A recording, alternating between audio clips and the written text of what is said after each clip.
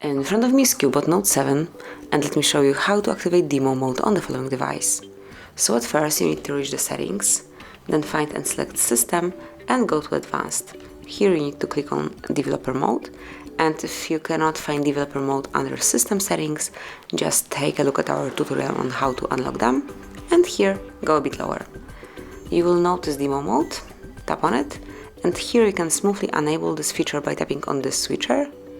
From now on it is active, and if you want to make it visible as well, just click on Show Demo Mode, and as you can see from now on it's even visible in status bar. Then you can turn it off the same way. So that would be all, this is it. Thank you for watching, please subscribe our channel and leave the thumbs up.